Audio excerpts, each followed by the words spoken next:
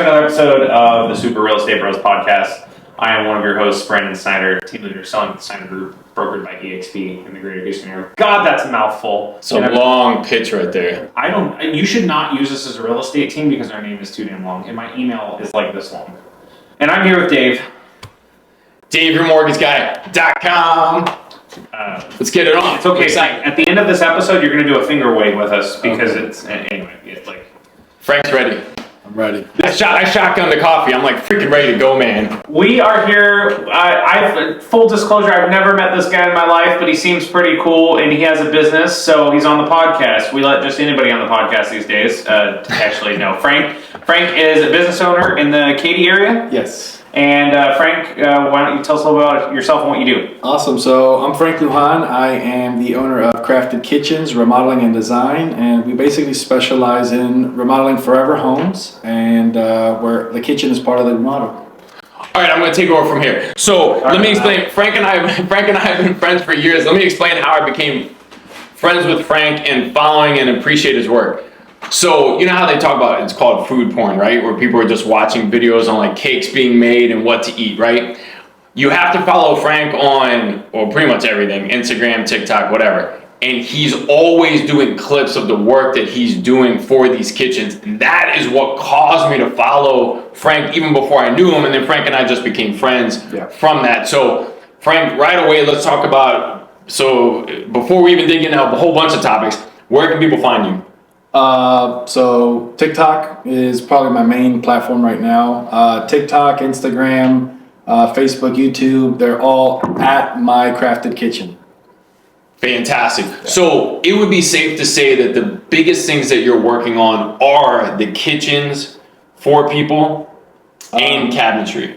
Yeah, correct. So we have a custom cabinet shop. So naturally, we specialize in kitchens and cabinetry. So are you making your own cabinets? We do. We do custom cabinets from scratch. Yeah, that's what custom means, Dave. Yeah. Oh. Not prefab. Yeah. Look, I know that you only do mortgages and you don't know what these terms mean. Custom. Yeah. Dave's an investor, but he doesn't know anything about remodeling homes. I don't really know anything about anything.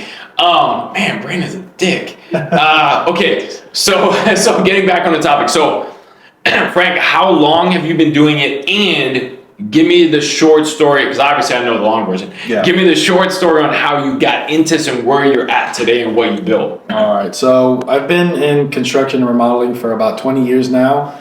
The short version is I'm originally from Miami. I grew up in Miami. After Hurricane Katrina, this was right before the housing market bubble in 2006, 2007, 2008. Moved to New Orleans and purchased some homes to flip after Hurricane Katrina. And I thought I was going to be the millionaire real estate investor. That didn't quite pan out. And I purchased these homes, couldn't find trades, and kind of had to learn a little bit about doing the remodeling myself with the help of my family, my dad, my mom. And I met a young lady there through Craigslist, and she helped me kind of navigate the city. And ended up selling those homes and moving here to Houston. That young lady ended up being my wife. We've been working together for about 15 years now as well. Moved to Houston in 2008, right before Hurricane Ike. And so that kind of got our remodeling business started. And, about 13 years later, we're here. Man, that's awesome.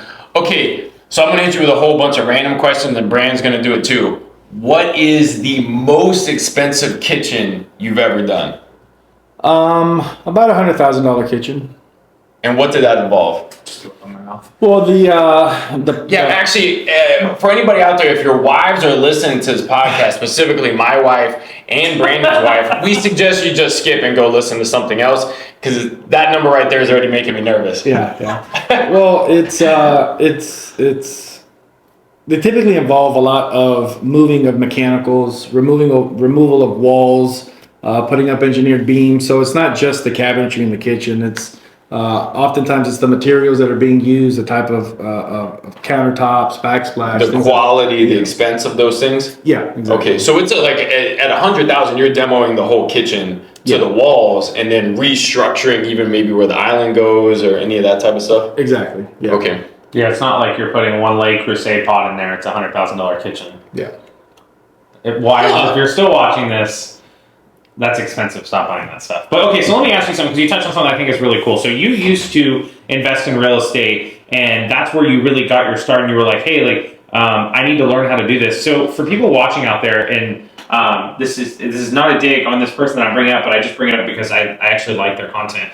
Tara Kalmusa is a perfect example of like, if you want to learn how to invest in real estate, like outside of what's on HGTV, he actually does a really good job on it. But if you've ever watched Flip or Flop, they're like, their budget's all over the place and they don't know what's going on. So talk to us a little bit about like what that looks like from an investor side of getting in and remodeling a house, and maybe what you find when you start uncovering things. You talk about going down to the studs. I mean, you're going to find things on the inside of the walls, right? Yeah.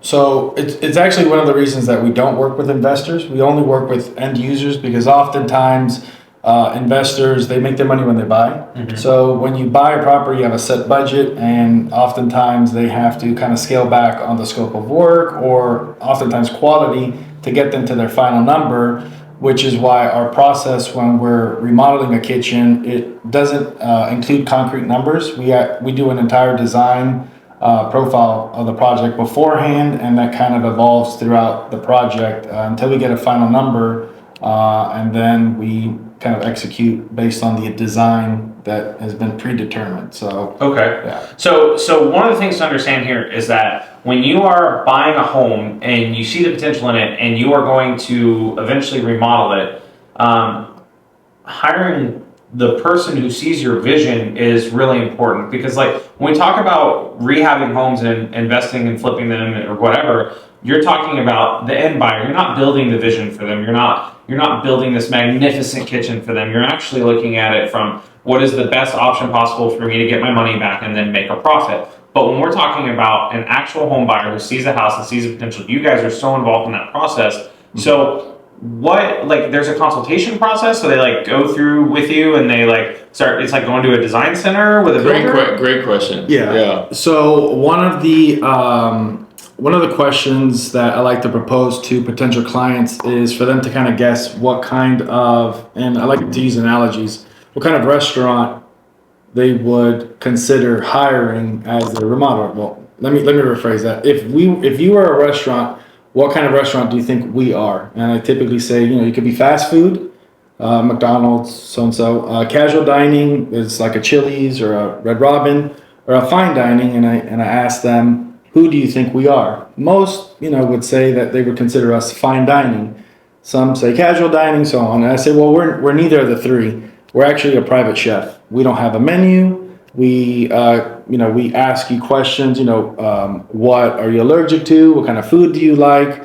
And there doesn't necessarily mean we're good or bad. We're just different. There are great private chefs and there are horrible private chefs, but we are nonetheless a private chef. So we're going to ask a lot of questions before we determine what kind of meal we're going to prepare to you. And same with our remodeling process. So we don't, we ask a lot of questions, what's your budget is probably the first question that we like to dive into. What would you like to invest in your property? How much do you think you'd like to spend on your project? Without that question, it's very difficult to move forward. Because they wouldn't be prepared. You're not prepared. So if they say, I have no idea, and you start throwing out ideas that it's going to cost $100,000 and they're thinking $75,000, you know what I mean? Like, so for sure. So anybody who's thinking about completely redoing their kitchen at a high level, right? Not paint the cabinets, right? But true high level, you really got to start with a dollar amount and say, we're willing to spend X. Right. And then at that point, you're going to put together that plan based on what they want in that dollar range. Yeah, and it can be a range. It doesn't have to be a fixed set, but it's similar to almost anything you buy. When you go purchase a car, you don't just say, go to a car dealership and tell the car salesman, I'm not going to tell you how much I want to spend, but I want this, that, and the other. You kind of have to have impossible. Right. And I think society in general has kind of made this rule that you pick three contractors and you go with the middle one or you go with the best, and I don't know where that rule came from, but it doesn't work.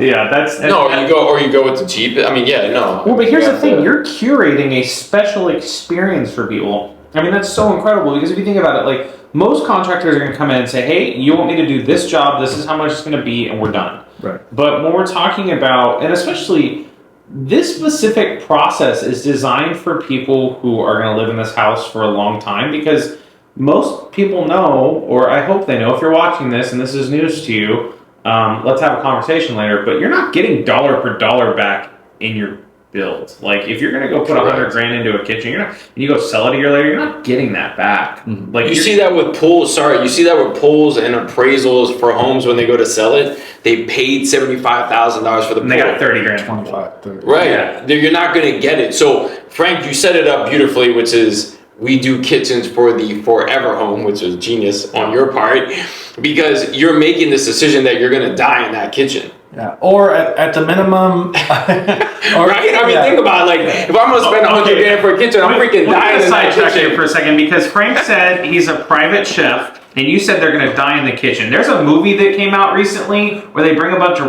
rich people to an island, and they cook them dinner, and then they actually like cook the people in the dinner. Oh wait, no, which one? They like light people on fire, and it's got like Anna Taylor-Joy and a bunch of other famous actors and actresses. Anyway, point movie being, sounds horrible. Disclaimer: We're completely off topic. We don't murder people in our homes. Disclaimer. No, I'm saying I'm going to die. I'm going to be 80 years old, super happy with my kitchen still. I'm going to pass out from a heart attack and die in that kitchen. I spent $100,000 on it, right? well, am I overselling the kitchen? Maybe I don't know. At the minimum, not have a desire to sell your house in the near future. At the minimum. I mean, that's kind of what we call a forever home, where you're going to make an investment. It's going to be personal. You're not thinking about resale value. Those are other variables that might have a decision on the final design. So we want to make sure that the client that we're catering to just wants their dream kitchen with no other outside variables.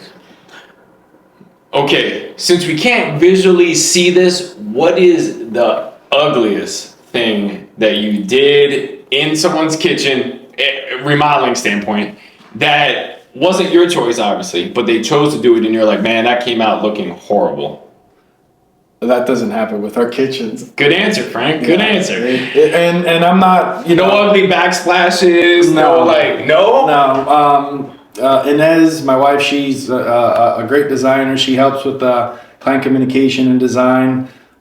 She will not do something that is not tasteful. So she straight just said, hey, this is going to look bad. Yeah, we have conversations often where she'll say, oh, the homeowner wanted this, and I just said no, because it's just, not. It's ugly. Yeah. It's ugly. So let's unpack that for a second. So what we're talking about here is pride in craftsmanship. I mean, if somebody's sitting here and you're watching this, like, I would never spend $100,000 for a kitchen, you're probably the same person liking his Instagram or TikTok posts. Yeah. I mean, there's a high probability I can't afford $100,000 kitchen, but I'm watching his Instagram videos for sure. but the thing is like, from a business perspective, and I just use this as an example, you're not hiring the guy who's doing, 2 remodels a month. You're hiring the team that curates an experience that makes you feel like family, and you fall in love with your house again because you spent $100,000 on a kitchen. Yeah. Right. So something that is really important for the people listening, you don't have to go do $100,000 kitchen to fall in love with it. But when you do $100,000 kitchen, it is something that you're going to absolutely love. Your friends are going to talk about it. They're going to come over. People are going to want to host at your house now. You are going to be Susie Homemaker. No, yeah, that kitchen. Look, I would feel like the number 1 or 2 big item that when somebody walks into the house is completely taken back by is the kitchen. No one says, man, that one spare bedroom was awesome. Yeah. Right? Like, no one gives a shit. And they didn't go to a spare bedroom, but they're going to either see that living room and better have a fireplace that breeds attention, draws attention, or they're going to talk about the kitchen. So I think if you're somebody who's hosting, that's an investment to make, right? Right. Like, but so, Frank, let's say you're going into that remodel as a whole, right? Mm-hmm.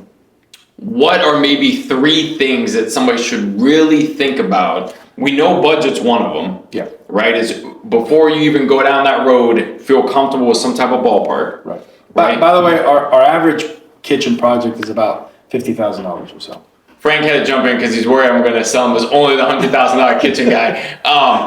So obviously you can spend less. Yeah. So what's the least amount that you've done on the kitchen? I mean, we've done $5,000-$6,000 quick remodels, but that is changing because the more that we specialize and get into these projects that require a great deal amount of attention, we like to provide the same service to all of our clients. So oftentimes the smaller the project, it requires just as much or more attention because things can go south very quickly.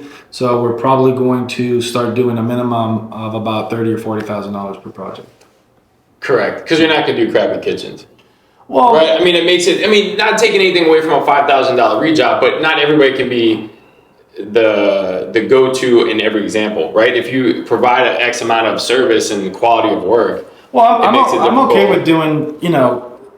I love analogies. So it's the same reason why Chick-fil-A doesn't do hamburgers. They could, but they just don't cater to that market. Oh man, or stay open on Sundays. That'd be nice. Yeah, exactly. So it's not. It's just the product that we want to offer. Are you guys open on Sundays? We're open 24 hours.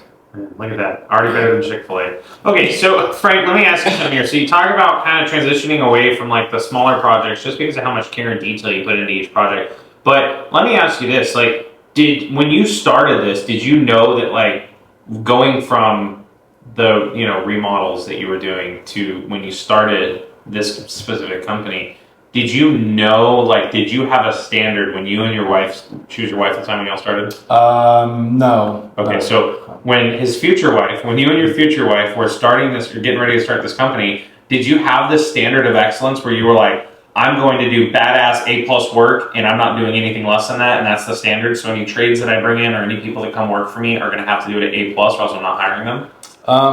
Yeah, but when I started, it was in a truck in an apartment. Sure. And I was doing most, or if not all, of the actual labor. Sure. So yeah, that was my mindset from the get-go. Just basically client attention, service, quality.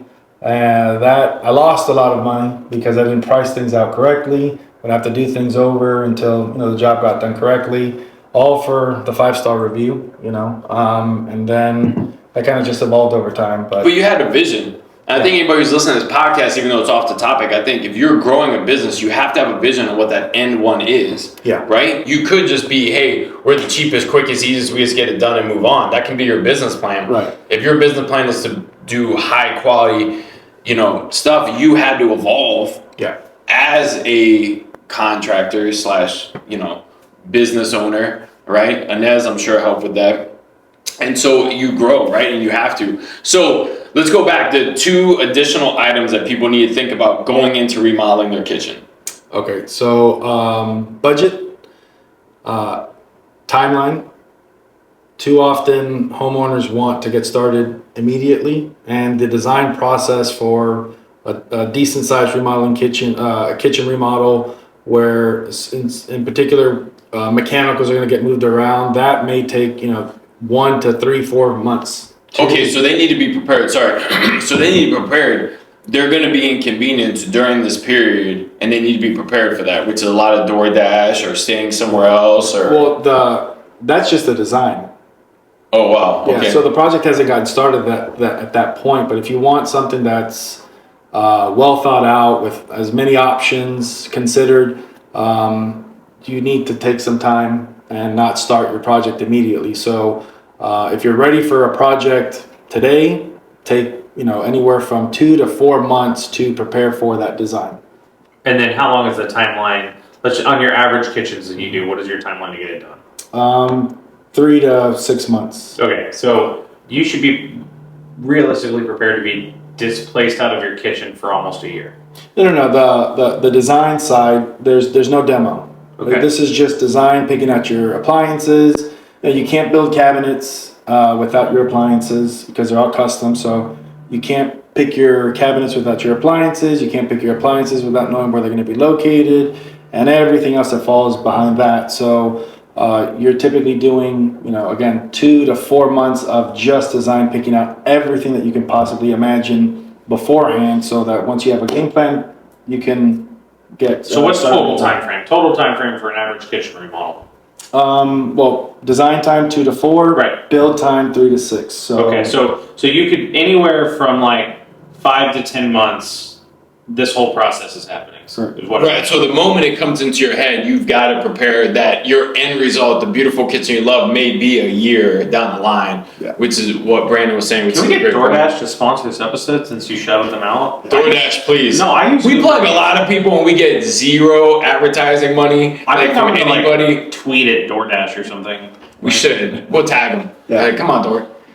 No, but I mean, in reality, it's something that you have to be prepared for. So, when it comes to selling your house, if you're going to do a remodel like this, let's just say that you're like, hey, I live in a more expensive area and my house is outdated and I do want to sell this house, but I think I need to make these changes. And let's say you do a $50,000 remodel, which is on average, right, for a nice kitchen. Let's say you're in River Oaks is probably more than that, but let's go with like a nice established area.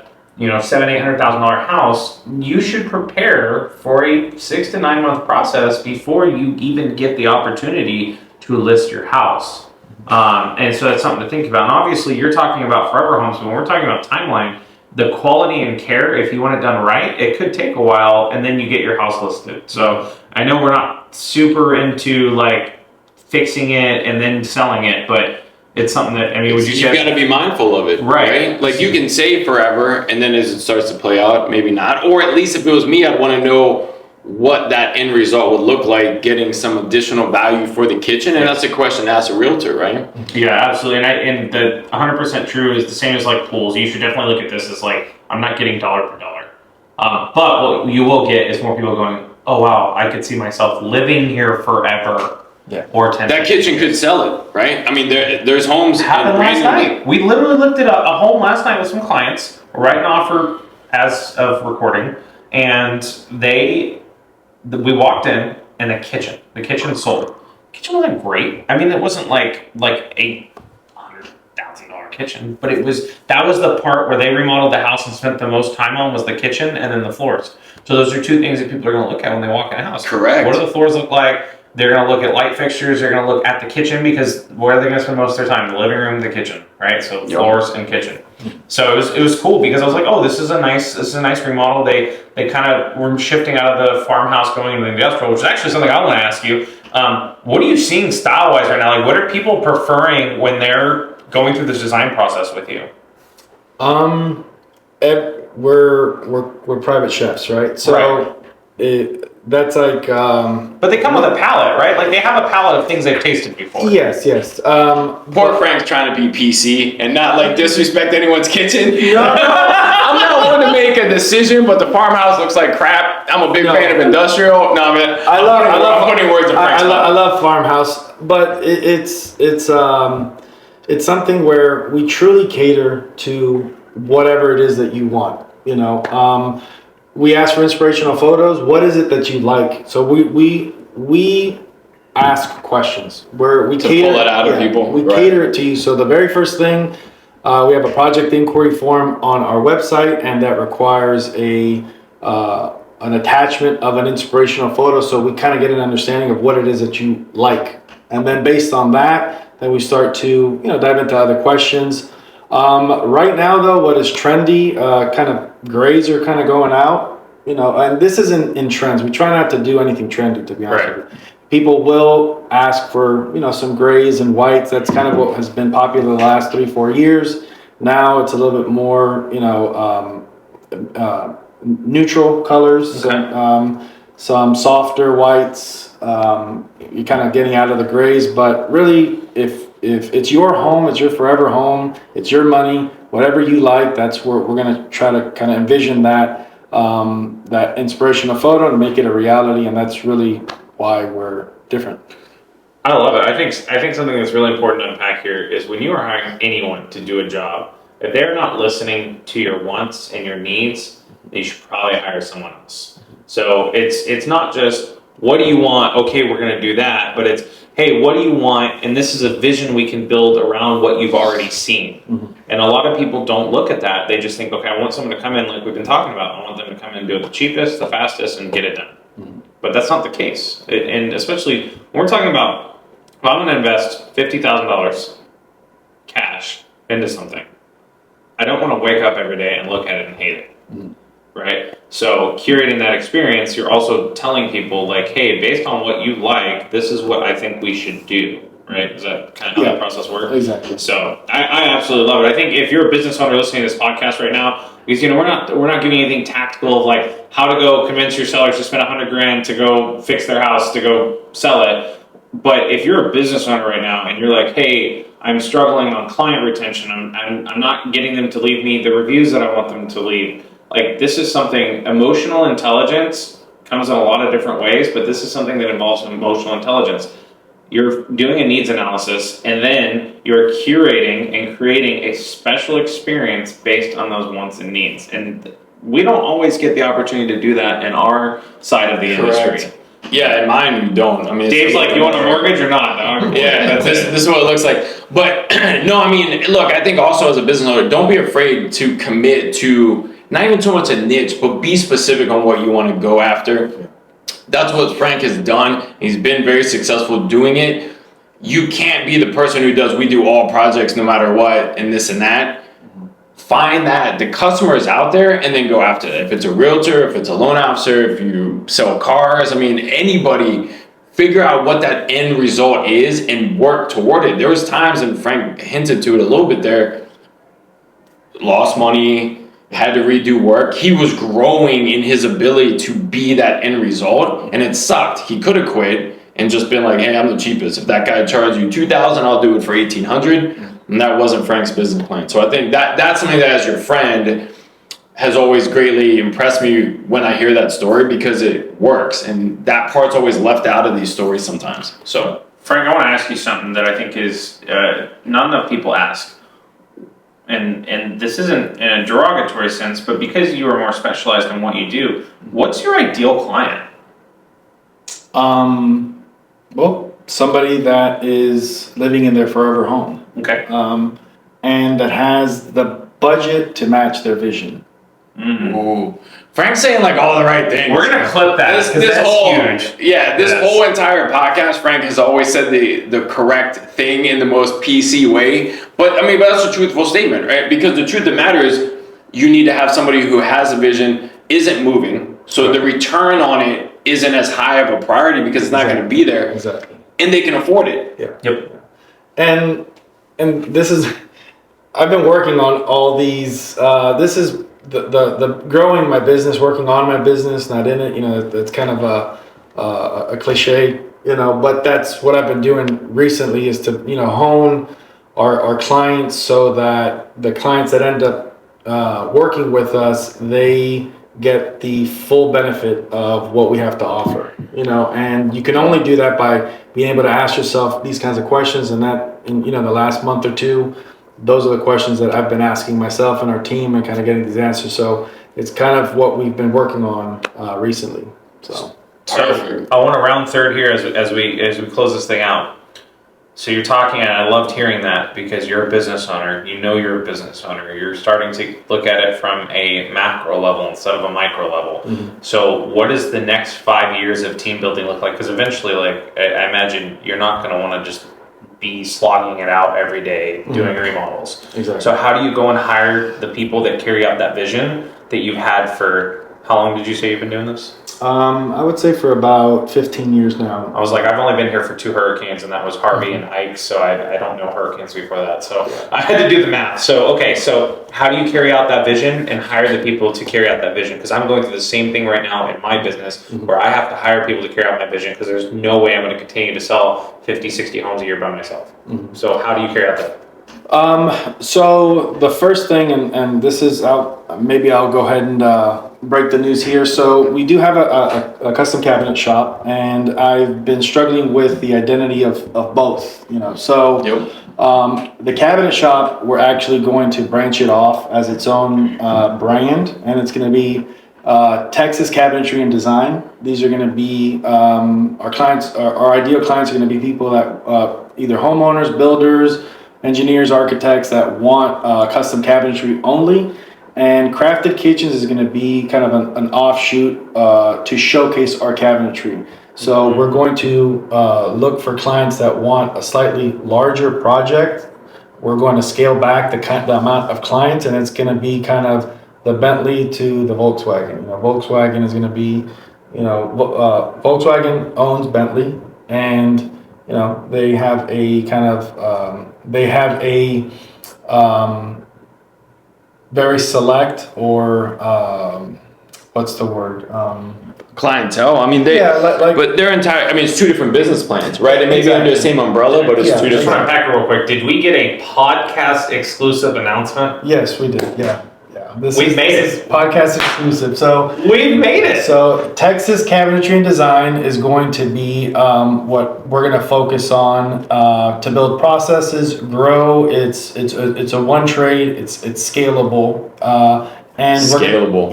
And its service, or its unique service that we're going to offer, is to showcase the cabinetry in these projects. So to answer your question, we do have a 10-year plan. Our 10-year plan is to be the #1 custom cabinet company in the state of Texas. That is our 10-year plan. Something that's so outrageous that it doesn't seem possible, but that is what we're going to shoot for.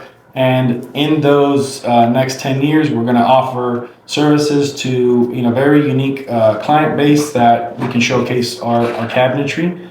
And how am I going to do it? Just documenting our processes. That's another thing that I've been working on tremendously with our team, is processes, policies, and procedures, documenting everything on a day-to-day basis.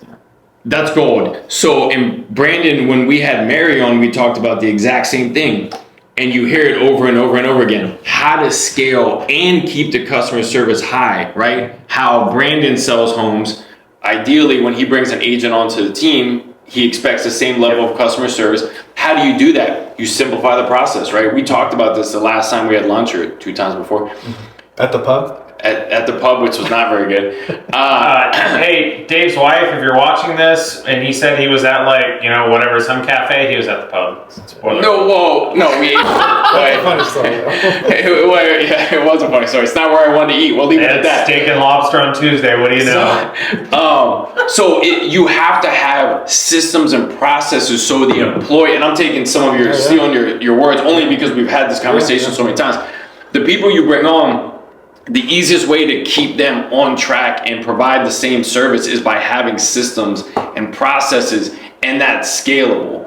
If you're treating each new employee like, why do they not work as hard as I do? Why do they not think about this or that? You didn't set them up to succeed because you didn't have those processes in place. And man, to me, I think scaling is a topic that's not talked about enough, because how do you blow up your business and it be manageable? Yeah. It's all based on scaling. That's because a lot of people who are 1099 don't believe they own a business. Let's just be honest here. Like, I can tell you that 3/4 of the real estate agent industry does not believe they run a business. They think they're 1099, they're commission sales. They think it's always a one-off. Right. I had one closing, now I need to get another client to do another closing. And that's so small-minded that you're hurting yourself in that gerbil wheel. Right? If you were doing one kitchen project at a time and not thinking the next step forward, it's not. And growing is not scaling. Right? Let's dig into that. Let's dig into that. So do we have a mic to drop? Can we? So yeah, that's gold right there. It only took Frank like 45 minutes to say anything that was actually memorable, but so he's dropped 2 in 5 minutes. He's dropped 2. Frank, you screwed up this entire podcast. No one's listening at this point. It's gone so long. But let's go. So growing and scaling is not the same thing. No. What's the definition of growing and what's the definition of scaling, and why are they not the same thing? This is gold. Yeah. Well, I like analogies, right? So if I'm digging holes, growing would be hiring another guy with another shovel. And if I want to dig more holes, I hire another guy with another shovel. Okay. Scaling is buying a bulldozer. Okay. So those of you in the real estate industry who are listening to this, you've probably heard it said this way too. Why are we going a mile wide when we should be going a mile deep? Okay. Wait, am I gonna have to come up with a case study too? Okay, but this is incredible. If it don't make dollars, it don't make sense. Oh my God, we're done. We're in season. Let's go, DJ Quick, right?